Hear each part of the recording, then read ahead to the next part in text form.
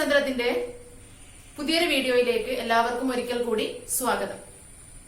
കഴിഞ്ഞ 2 വീഡിയോസിലായി കെമിസ്ട്രിയുടെ ഒന്നാമത്തെ പാഠമായ periodic table and electronic configuration, അതായത് ആവർത്തന പട്ടികയും ഇലക്ട്രോൺ വിന്യാസവും എന്ന പാഠത്തെ ആസ്പദമാക്കിയുള്ള കാര്യങ്ങളായിരുന്നു ചർച്ച ചെയ്തുകൊണ്ടിരുന്നത്. അതിൽ എന്താണ് ഷെല്ലുകളെന്നും ഷെല്ലുകളിൽ ഉൾക്കൊള്ളാവുന്ന പരമാവധി ഇലക്ട്രോണുകളുടെ എണ്ണം എന്താണെന്നും സബ്ഷെൽസ് എന്താണെന്നും അതിൽ ഉൾക്കൊള്ളാവുന്ന ഓരോ സബ്ഷെല്ലിൽ ഉൾക്കൊള്ളാവുന്ന പരമാവധി ഇലക്ട്രോണുകളുടെ എണ്ണമൊക്കെ നമ്മൾ ചർച്ച ചെയ്തു കഴിഞ്ഞു. പീരിയോഡ് 21 മുതൽ അറ്റോമിക് നമ്പർ 30 വരെയുള്ള മൂലകങ്ങളുടെ സബ്ഷെൽ ഇലക്ട്രോണിക് വിന്യാസം, സബ്ഷെൽ ഇലക്ട്രോൺ വിന്യാസം എങ്ങനെ എഴുതും, സബ്ഷെൽ ഇലക്ട്രോണിക് കോൺഫിഗറേഷൻ എങ്ങനെ എഴുതും എന്നുള്ളത് നമുക്ക് കാണാം.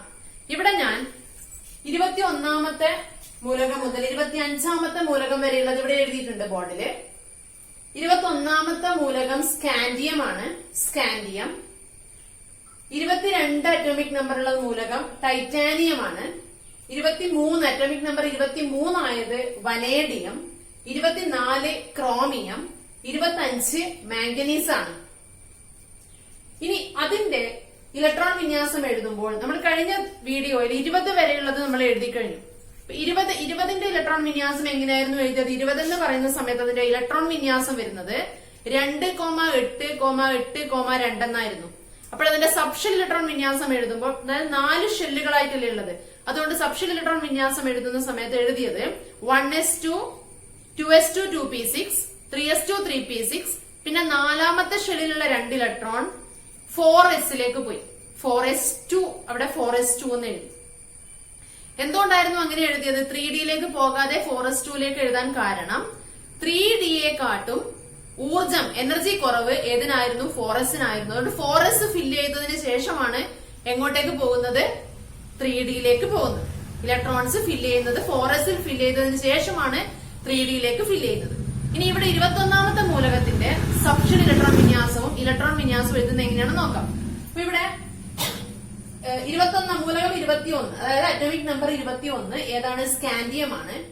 അതിൽ KLMN ഷെല്ലിൽ വരുന്ന ഇലക്ട്രോണുകളുടെ എണ്ണം നോക്കാം. K ഷെല്ലിൽ 2 ഇലക്ട്രോൺസ് ആണ്. L ഷെല്ലിൽ 8 ഇലക്ട്രോൺസ്. M ഷെല്ലിൽ ഇവിടെ കൊടുക്കുന്നത് 9 ഇലക്ട്രോൺസ് ആണ്.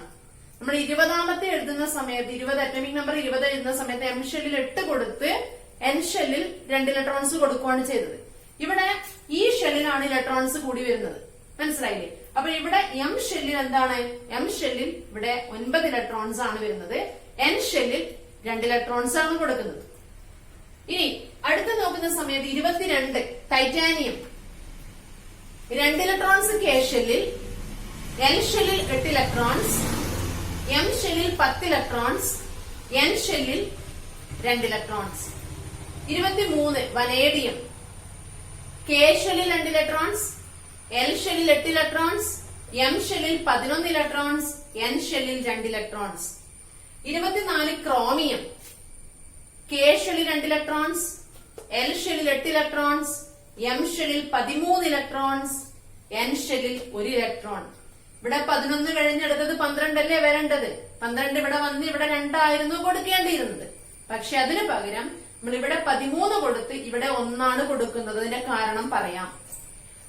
25 മാംഗനീസ് ആണ്. K ഷെല്ലിൽ 2 ഇലക്ട്രോൺസ്, L ഷെല്ലിൽ 8 ഇലക്ട്രോൺസ്, M ഷെല്ലിൽ 13 ഇലക്ട്രോൺസ്, N ഷെല്ലിൽ 2 ഇലക്ട്രോൺസ്. ഇങ്ങനെയാണ് എടുക്കുന്നത്. ഇനി എങ്ങനെയാണ് ഇതിന്റെ സബ്ഷെൽ ഇലക്ട്രോൺ വിന്യാസം വരുന്നത് നോക്കാം. നമുക്കിവിടെ അറ്റോമിക് നമ്പർ 21 വരുമ്പോൾ സബ്ഷെൽ ഇലക്ട്രോൺ വിന്യാസം വരുന്നത് എങ്ങനെയാണെന്ന് നോക്കാം. ഇവിടെ M ഷെല്ലിൽ 9 അല്ലേ, ബാക്കിയുള്ളതൊക്കെ കറക്റ്റ് ആണല്ലോ. ഇവിടെ K ഷെല്ലിൽ 2 ഇലക്ട്രോൺസ്, അതുകൊണ്ട് നമുക്ക് ഇവിടെ എന്താ എഴുതാം? 1s അല്ലെ, K ഷെല്ലിൽ 2 ഇലക്ട്രോൺസ് അല്ലേ, അതുകൊണ്ട് നമുക്ക് ഇവിടെ കൊടുക്കാം 1s2. പിന്നെ L ഷെല്ലിൽ 8 ഇലക്ട്രോൺസ്. L ഷെല്ലിൽ രണ്ടാമത്തെ ഷെല്ലിൽ എത്ര സബ്ഷെൽസ് ആണ്? 2 സബ്ഷെൽസ് അല്ലേ, ഏതൊക്കെ? S ഉം P യും, അതായത് 2s ഉം 2p യും അതിൽ കൊടുക്കാം. അപ്പോഴെന്താ വരുന്നത്? 2s2 2p6 അല്ലെ, 8 ഇലക്ട്രോൺസ് ആയി. ഇനിയുള്ള ഈ 9 ഇലക്ട്രോൺസ് ഉണ്ടല്ലോ, 9 ഇലക്ട്രോൺസ് എവിടെ കൊടുക്കണം? 9 ഇലക്ട്രോൺസ് കൊടുക്കുന്നത് 3s2 3p6 ആവുമ്പോഴേക്കും എത്ര ഇലക്ട്രോൺസ് ആയി? 8 ഇലക്ട്രോൺസ് ആയില്ലേ. പിന്നെ ഒരു ഇലക്ട്രോൺ വരുന്നുണ്ട് അല്ലെ. പിന്നെ 4ാമത്തെ ഷെല്ലിൽ N ഷെല്ലിൽ എത്ര ഇലക്ട്രോൺസ് വരുന്നുണ്ട്? 2 ഇലക്ട്രോൺസ് വരുന്നതുകൊണ്ട് അപ്പോൾ 3s2 3p6 പിന്നെ 3p6 വരുമ്പോഴേക്കും 2 6 8 അല്ലെ, 8 വന്നു. ഇനി ഒരു ഇലക്ട്രോണും കൂടി ഇവിടെ വരണം. അതെവിടെ കൊടുക്കുന്നത്? 3dയിലേക്ക് കൊടുക്കും. 3dയിലേക്ക് 1 കൊടുത്ത് 4sല് എത്ര ഇലക്ട്രോൺ? 4sല് 2 ഇലക്ട്രോൺ. അത് ശരിക്കും ചെയ്യുന്നത് 4sലും കൂടി കൊടുത്തതിന് ശേഷമാണ് എവിടേക്ക് കൊടുക്കുന്നത്? 3dയിലേക്ക് കൊടുക്കുന്നത്. 3dയിലേക്ക് ഒരു ഇലക്ട്രോൺ അവിടെ കൊടുക്കും. അപ്പൊ 1s2 2s2 2p6 3s2 3p6 3d1 4s2 അങ്ങനെയാണ് എഴുതുന്നത്. ഇനി അടുത്തത് നോക്കാം. ടൈറ്റാനിയത്തിന്റെ 2 8 10 2 ആണ്. ഇതേപോലെ എഴുതുമ്പോൾ ആദ്യത്തത് 1s2 അല്ലെ, പിന്നെ 2s2 2p6 2s2 2p6 3s2 3p6 3s2 3p6. ഇനി ഇവിടെ 2 6 8 10ൽ നിന്നും 8 കുറച്ചാൽ 2 ഇലക്ട്രോൺസ്. അതെങ്ങോട്ടേക്ക് പോകും? 3dയിലേക്ക് പോകും. 3d2 4s2 4s2. അടുത്തത് വനേഡിയം അറ്റോമിക് നമ്പർ 23 എഴുതാം. കെ ഷെല്ലിൽ 2 ഇലക്ട്രോൺസ്, അതുകൊണ്ട് 1s2. 8 ഇലക്ട്രോൺസ് ആണ് എൽ ഷെല്ലിൽ, അതുകൊണ്ട് 2s2 2p6. ഇനിയുള്ളത് 11 ഇലക്ട്രോൺസ് ആണ്. 11 ഇലക്ട്രോൺസ് വരുമ്പോൾ 3s2 3p6 കഴിഞ്ഞ് പിന്നെ 3 ഇലക്ട്രോൺസ് അല്ലേ, അതെങ്ങോട്ടേക്ക് പോകും? 3dയിലേക്ക് പോകും. അപ്പൊ 3s2 3p6 3d3 4s2 ആണല്ലോ. ഇനി അടുത്തത് 24 ക്രോമിയം. ഇതിനൊരു പ്രത്യേകതയുണ്ട്. ഇവിടെ ഒക്കെ നിങ്ങൾക്ക് എൻ ഷെല്ലിൽ 2 ഇലക്ട്രോൺസ് ആണല്ലേ. ഇവിടെ എന്താണ്? എൻ ഷെല്ലിൽ 1 ഇലക്ട്രോണും ഇവിടെ എം ഷെല്ലിൽ 13 ഇലക്ട്രോൺസും ആണ്. ആ 13ൽ 3p6 വരെ കഴിഞ്ഞാൽ 8 ഇലക്ട്രോൺസ് കഴിഞ്ഞാൽ ബാക്കി എത്ര ഇലക്ട്രോൺസ് ആണ്? 5 ഇലക്ട്രോൺസ് അല്ലേ. അപ്പൊ ഡി സബ്ഷെല്ലിൽ അവിടെ എത്ര ഇലക്ട്രോൺസ് ആണ് പോകുന്നത്? 5 ഇലക്ട്രോൺസ് ആണ് പോകുന്നത്. ഡി സബ്ഷെല്ലിൽ കൊടുക്കുന്ന 5 ഇലക്ട്രോൺസും എസ് അവസാനത്തെ 4sൽ കൊടുക്കുന്നത് 1 ഇലക്ട്രോണുമാണ്.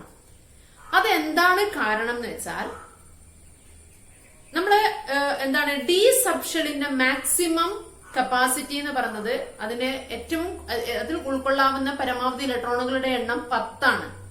ആ 10ന്റെ നേരെ പകുതിയാണ് 5 ആണല്ലോ. അപ്പൊ ഈ മുഴുവൻ നിറഞ്ഞിരിക്കുന്ന അവസ്ഥയിലും പകുതി നിറഞ്ഞിരിക്കുന്ന അവസ്ഥയിലും ആ ആറ്റം മോർ സ്റ്റേബിൾ ആയിരിക്കും. മനസ്സിലായില്ലേ? അതുകൊണ്ട് തന്നെ 5 വരുന്നുണ്ടെങ്കിൽ നമുക്കതിനെ, അതായത് 5 നിങ്ങൾക്ക് ആക്കാൻ പറ്റുവാണെങ്കിൽ 5 ആക്കിയിട്ടും 10 ആക്കാൻ പറ്റുന്ന കേസിൽ 10 ആക്കിയിട്ടും ഡി സബ്ഷെൽ ഫില്ല് ചെയ്ത് അത് മോർ സ്റ്റേബിൾ ആയിരിക്കും. അതുകൊണ്ട് തന്നെ ഇവിടെ നമുക്ക് അടുത്തത് നമുക്ക് കൊടുക്കുമ്പോൾ D4 ആണ് കൊടുക്കേണ്ടത്. 3D4 ആണ് കൊടുക്കേണ്ടത്. ആ 4 വന്നു കഴിഞ്ഞാൽ അതിനെ എന്താക്കി മാറ്റും? നമ്മൾ 5 ആക്കി മാറ്റും. 5 ആക്കി മാറ്റി 4sലുള്ള 2 ഇലക്ട്രോൺസ് കൊടുക്കുന്നതിന് പകരം 1 ഇലക്ട്രോൺ ആക്കി കൊടുക്കും. അത് മനസ്സിലായില്ലേ? എന്തിനു വേണ്ടിയിട്ടാണ്? മോർ സ്റ്റേബിൾ ആണ്. 3D5 എന്ന് പറയുന്ന അവസ്ഥയിൽ ആ സബ്ഷെൽ എന്താണ്? മോർ സ്റ്റേബിൾ ആണ്. അതുകൊണ്ട് അതായത് ഹാഫ് ഫിൽഡ് ആയിട്ടുള്ള അവസ്ഥയിലും ഫുൾ ഫിൽഡ് ആയിട്ടുള്ള അവസ്ഥയിലും ആ സബ്ഷെൽ എന്തായിരിക്കും? മോർ സ്റ്റേബിൾ ആയിരിക്കും.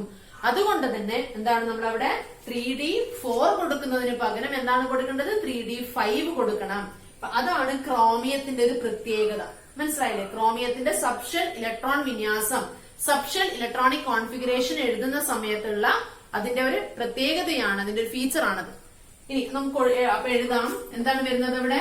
1s2 2s2 2p6 3s2 3p6 3d4 പകരം എഴുതേണ്ടത് എന്താണ്? 3d5. എന്നിട്ട് 4sല് 1 ഇലക്ട്രോൺ. അപ്പോൾ 3d5 4s1. അവിടെ 4s ഫില്ല് ചെയ്യുന്നതിന് മുൻപേ 3d ഫില്ല് ചെയ്തിട്ടാണ് 4sലേക്ക് കൊടുക്കുന്നത്. ഇപ്പൊ 3d ഹാഫ് ഫിൽഡ് ആക്കി വെച്ച് കഴിഞ്ഞാൽ അത് മോർ സ്റ്റേബിൾ ആകുന്നതുകൊണ്ട് അങ്ങനെ ആക്കി 5 ആക്കി മാറ്റിയിട്ടാണ് 4sലേക്ക് 1 ഇലക്ട്രോൺ കൊടുക്കുന്നത്. ഇനി അടുത്തത് മാംഗനീസ് ആണ്. മാംഗനീസിന്റെ അറ്റോമിക് നമ്പർ 25 ആണ്. 25 2,8,13,2 ആണ്. അപ്പൊ ലാസ്റ്റ് സബ്ഷെല്ലിൽ 2 ഇലക്ട്രോൺസ് തന്നെയാണ്. അപ്പൊ 4sൽ 2 തന്നെയാണ്. അത് നമുക്ക് മുന്നേ ക്രോമിയത്തിന് മുൻപേ ചെയ്ത ഫില്ലിംഗ് പോലെ തന്നെ നമുക്ക് ചെയ്യാം. അപ്പോൾ എന്താണ് വരുന്നത്? 1s2 2s2 2p6 പിന്നെന്താണ്? 3s2 3p6 3s2 3p6 പിന്നെ എത്രയാണുള്ളത് 3p6 കഴിഞ്ഞാൽ 8ഉം കഴിഞ്ഞ് അല്ലെ s2 6ഉം കഴിഞ്ഞ് 8 കഴിഞ്ഞാൽ പിന്നെ വരുന്നത് 5 ആണ്. ആ 5 ഡി സബ്ഷെല്ലിലേക്ക് പോകും. അപ്പൊ 3d5 ആകും. 3d5 പിന്നെ വരുന്നത് 4s2 ആണ്. അപ്പൊ മാംഗനീസിന്റെ സബ്ഷെൽ ഇലക്ട്രോണിക് കോൺഫിഗറേഷൻ എന്താ വരുന്നത് 1s2 2s2 2p6 3s2 3p6 3d5 4s2. ഇതാണ് subshell electronic configuration. Subshell electron വിന്യാസം 21 മുതൽ 25 വരെയുള്ള മൂലകങ്ങളുടെ സബ്ഷെൽ ഇലക്ട്രോൺ വിന്യാസം ഇങ്ങനെയാണ് എഴുതുന്നത്. ഇനി അറ്റോമിക് നമ്പർ 26 മുതൽ 30 വരെയുള്ള മൂലകങ്ങൾ നോക്കാം. 26ാമത്തെ അറ്റോമിക് നമ്പർ 26ലെ മൂലകം അയേൺ ആണ്. എലിമെന്റ് ഏതാണ്? അയേൺ. ഫെറം എന്നുള്ളത് നമ്മൾ Fe എന്നാണ് എഴുതുന്നത്. അയേൺ ഇരുമ്പ്. ദെൻ 27 കൊബാൾട്ട് ആണ്. 28 അറ്റോമിക് നമ്പർ 28 ഉള്ളത് നിക്കൽ. അറ്റോമിക് നമ്പർ 28 ഉള്ളത് നിക്കൽ ആണ്. 29 copper 30 zinc. Atomic number 26 iron 27 cobalt 28 nickel 29 copper and 30 zinc ആണ്. ഇതിന്റെയും KLMN ഷെല്ലിലുള്ള ഇലക്ട്രോൺസിന്റെ എണ്ണം ഇവിടെ തന്നിരിക്കുന്നു. 2 8 14 2 2 8 15 2 2 8 16 2 2 8 18 1 2 8 18 2. നമ്മൾ നേരത്തെ ക്രോമിയം എഴുതിയല്ലോ.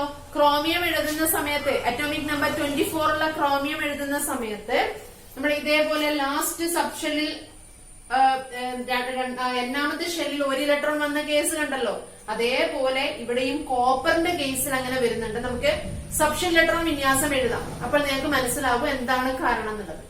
ഇവിടെ 26 ആണ് അയേണിന്റെ അറ്റോമിക് നമ്പർ. സബ് ഷെൽ എഴുതാലോ. സബ് ഷെൽ ഇലക്ട്രോൺ വിന്യാസം എഴുതുന്ന സമയത്ത് കൊടുക്കാം 1s2 2s2 2p6 3s2 3p6 3s2 3p6 2 6 8 8 കഴിഞ്ഞ് ബാക്കി ഇവിടെ എത്രയുള്ളതിന് 14 8 കുറക്കുക. അപ്പൊ 6 എന്ന് കിട്ടും. 14 8 കുറച്ച 6 എന്ന് കിട്ടും. അപ്പോൾ നമുക്ക് കിട്ടുന്നത് എത്രയായിരിക്കും 3d6. പിന്നെ ലാസ്റ്റ് ഷെല്ലിൽ 2 ഇലക്ട്രോൺസ്. അപ്പൊ 4s2. അടുത്തത് 27 ആണ്. 27 എഴുതുക 1s2 2s2 2p6 3s2 3p6 3d. ഇവിടെ 6 ആണല്ലോ. ഇവിടെ അടുത്ത എത്ര കിട്ടും 7 4s2. അടുത്തത് 28 nickel 1s2 2s2 2p6 3s2 3p6. അടുത്തത് എഴുതേണ്ടത് ഇവിടെ 16 എന്നും 8 മൈനസ് 3d8 3d8 4s2.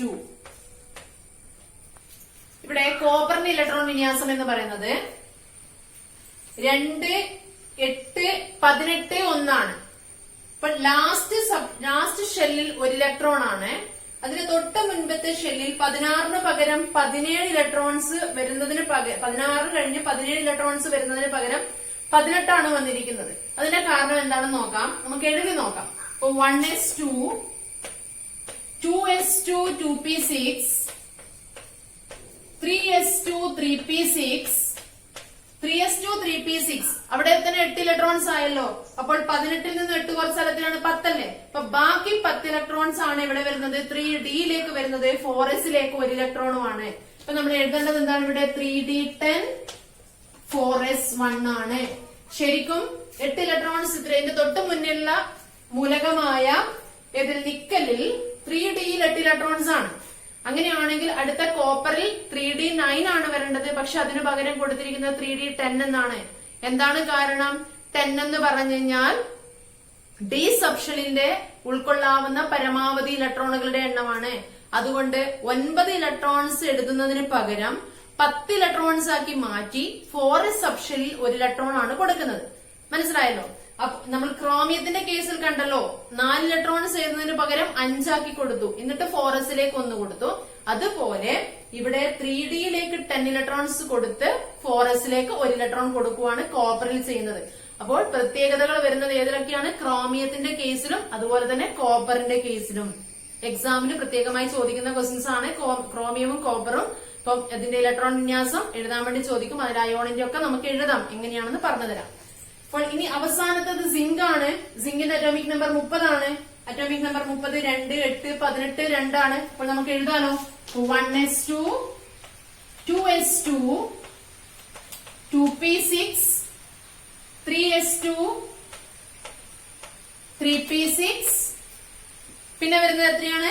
10 അല്ലേ? 10 ഇലക്ട്രോൺസ്. അപ്പോൾ 3d10, 4s2. കോപ്പർ സിങ്കിന്റെ ഇലക്ട്രോൺ വിന്യാസം 2, 8, 18, 2 ആണ്. സിങ്കിന്റെ സബ്ഷെൽ ഇലക്ട്രോൺ വിന്യാസം 1s2, 2s2, 2p6, 3s2, 3p6, 3d10, 4s2 എന്നതാണ്. അപ്പോൾ 1 മുതൽ 30 വരെയുള്ള മൂലകങ്ങളുടെ ഇലക്ട്രോൺ വിന്യാസവും അതുപോലെ തന്നെ അതിന്റെ സബ്ഷെൽ ഇലക്ട്രോൺ വിന്യാസവും എഴുതുന്നത് ഞങ്ങൾ കണ്ടു കഴിഞ്ഞു.